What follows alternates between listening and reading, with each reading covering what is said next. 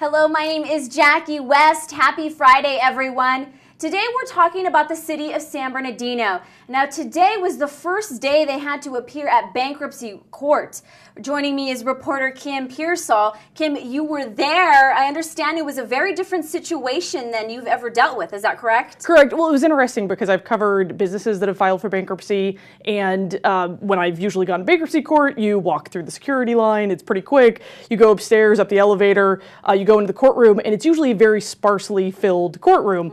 Today, going through security, suddenly there were check-in tables for attorneys and for media before you could even get on the elevator. Once you got into the elevator, you were basically cordoned right off into that courtroom, and there were 3 U.S. Marshals inside the courtroom. Usually there aren't any actually inside the courtroom when I've been covering stories, and yeah, tons of attorneys. Not a lot of people though, and I think they may have been expecting a larger crowd than they ended up getting. Okay. How many people would you think were there? Total about 30, the majority being lawyers. There was one row that was in the front of the court, the one that's facing the judge, and in that row they were literally shoulder to shoulder, about 17 attorneys altogether. They're representing various interests, so retirees who are counting on pension benefits.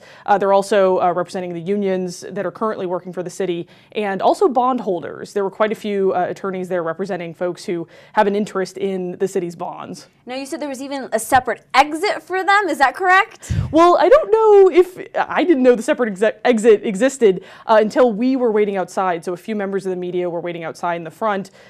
We spoke to a couple attorneys who came out, and it seemed like everyone who was in the courtroom streamed out of that front entrance. But we kept waiting to see the city officials come out because City Attorney Jim Penman was attending, City Councilwoman Wendy McCamick was there as well as the city manager, and they never came out of the front entrance. So I got confirmation from a U.S. Marshal a little bit later that they'd indeed gone out a separate exit, perhaps to avoid the front exit. Wow, quite interesting, quite different than I'm sure what you've usually dealt with. Very much so. So can you tell us what's next after this? Sure, and it wasn't just a show today. They did actually go through motions, and the judge approved a few things that were just routine.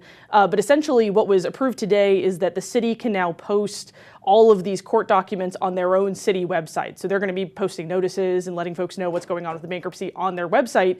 They also hired a firm to handle most of this stuff for them because it's going to be pretty hefty. They've got thousands of creditors.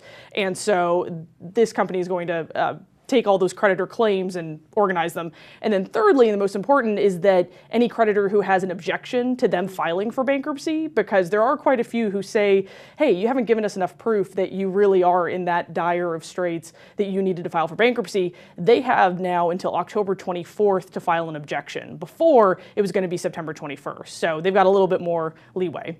Perfect. Well, thanks. Please keep us updated on everything going on with that city. Thanks. And you can stay updated on this topic and everything else on PE.com. Have a great weekend. I'm Jackie West.